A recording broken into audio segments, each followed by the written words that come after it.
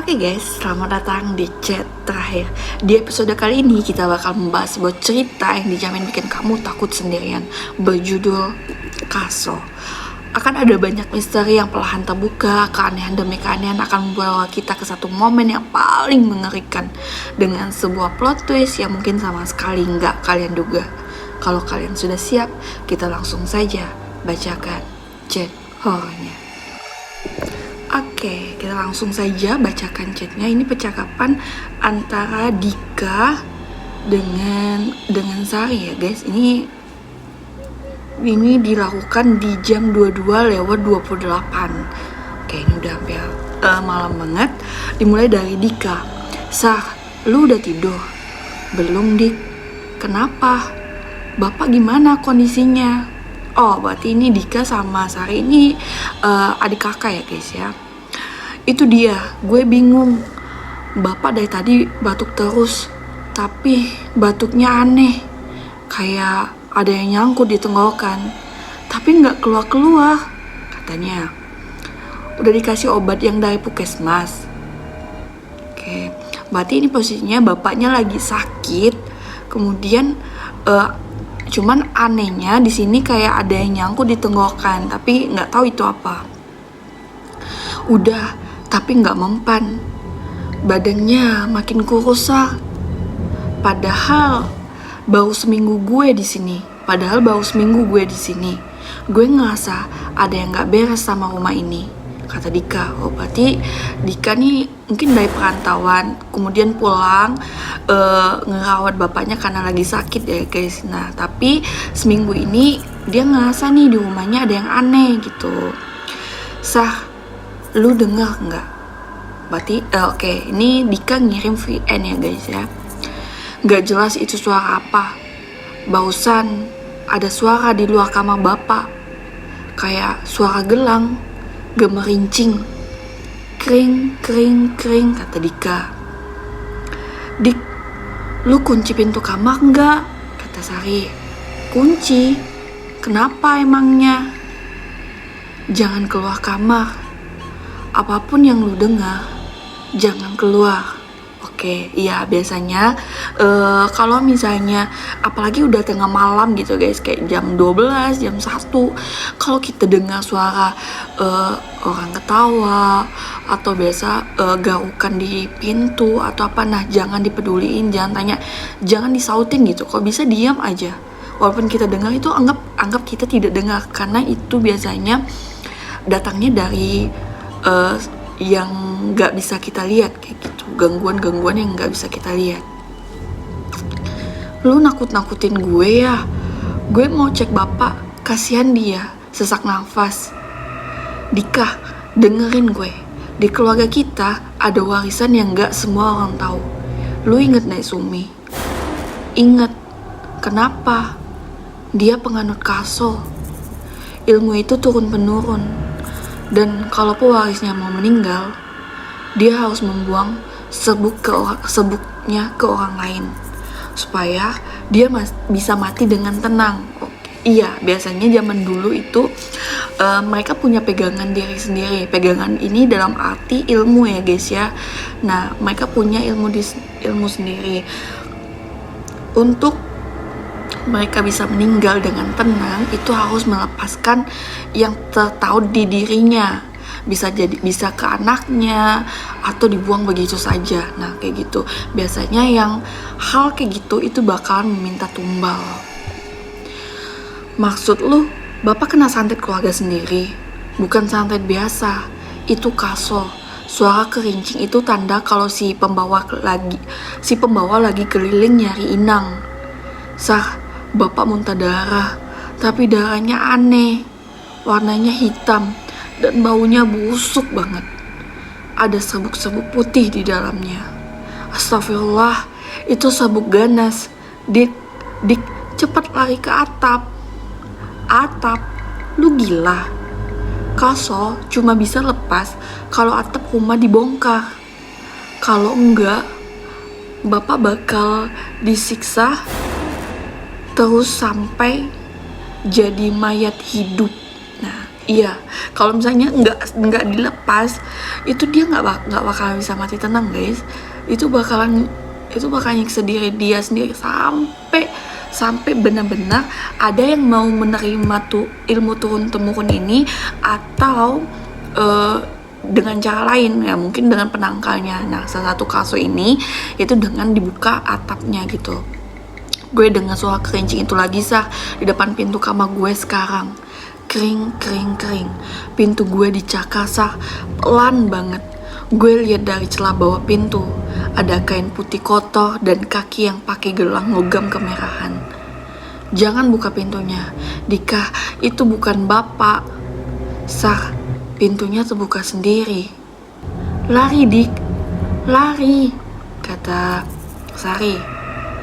Nggak perlu, loh. Kenapa nggak perlu, guys? Ternyata rasanya nggak sesakit itu. Apa yang dimaksud Dika ini? Jangan bilang kalau Dika mau nerima kaso itu. Maksud lu apa, Dik?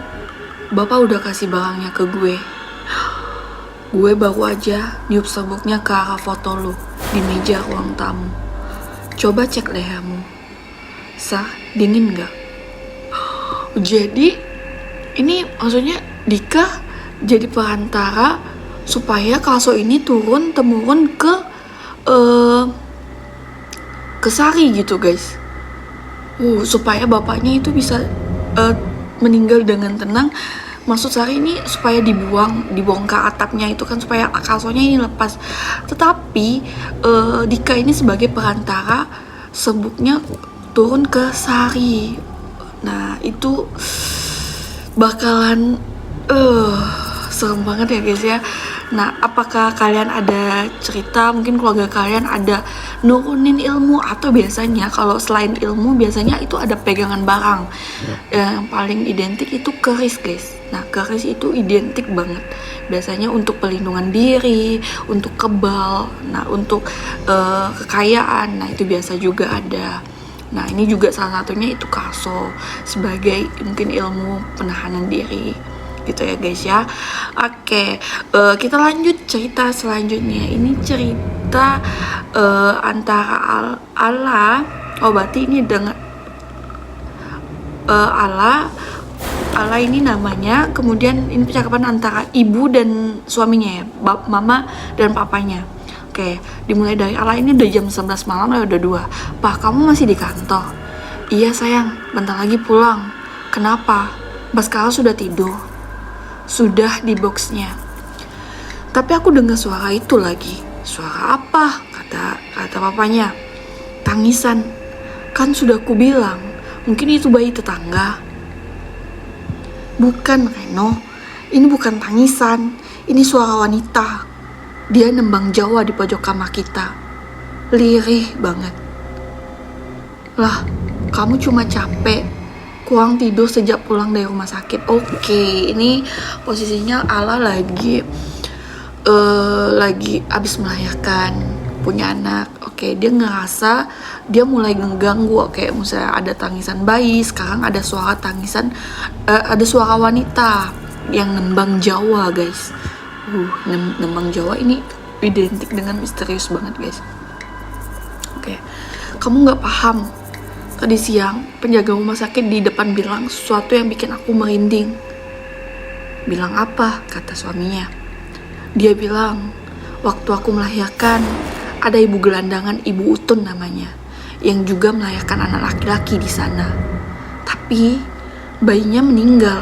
Oke, berarti Allah itu sebelahnya itu ada Ibu Utun yang juga sama-sama melahirkan anak laki-laki.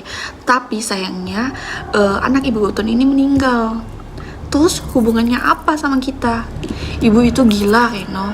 Dia sempat menyelinap ke ruangan bayi berkali-kali buat mandangin anak kita, karena dia yakin itu anaknya. Dia bilang kayak gitu ya. Biasanya depresi seorang ibu ya guys ya. Itu cuma cerita orang aja lah, jangan dipikirin. Masalahnya, seminggu setelah itu dia meninggal kecelakaan. Dan sejak saat itu, aku ngerasa anak di box ini bukan Baskara. Jangan ngomong sembarangan, itu anak kita. Ada tanda lahirnya juga kan. Tadi aku cek boxnya kosong. Aku panik cari ke dapur. Di sana aku lihat wanita dasteran bunga-bunga lagi timang bayi. Tapi kakinya nggak napak lantai. Kamu halusinasi lah. Postpartum depression itu nyata katanya. Karena suaminya ngira kalau Ala ini kena postpartum depression ya guys ya. Reno, barusan lampunya mati nyala sendiri. Pas nyala, bayinya berdiri di boxnya. Berdiri tegak sambil natap mata aku. Bayi 3 bulan, nggak mungkin bisa berdiri sendiri. Oke, aku pulang sekarang. Tunggu di sana, kata suaminya. Oke. Reno, dia nggak natap aku lagi. Dia natap HP-ku dan dia baru saja bilang, kamu bukan ibuku, dengan suara orang dewasa. Oh my god. Allah jawab, kamu nggak apa-apa kan, katanya. Oke, aduh serem banget guys. Ini posisinya kita habis melahirkan. Mungkin juga bawaan hormon ya guys ya. Habis melahirkan dan sebelah kita juga ada yang melahirkan. Tapi sayangnya anak dari ibu itu meninggal dan mungkin ibu itu mengira bahwa anak yang kita lahirkan itu anaknya dia. Tak lama kemudian, seminggu kemudian ibu itu meninggal.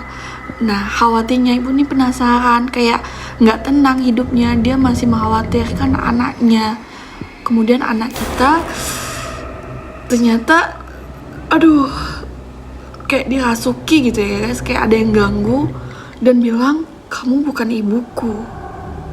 Dengan umur 3 bulan sudah berdiri di boxnya. Itu nggak mungkin, mustahil banget ya guys. Bisa jadi ini antara dua ini beneran kejadian atau ini hanya halusinasi seorang ibu kayak gitu ya guys ya, karena kecapean mungkin kata suaminya tadi. Betul, kayak siapa yang pernah ngalamin seperti itu, habis melahirkan ngerasa kecapean tiba-tiba halusinasi, lihat ada yang nembang Jawa, ada yang nangis, ada yang ketawa, nah kayak gitu.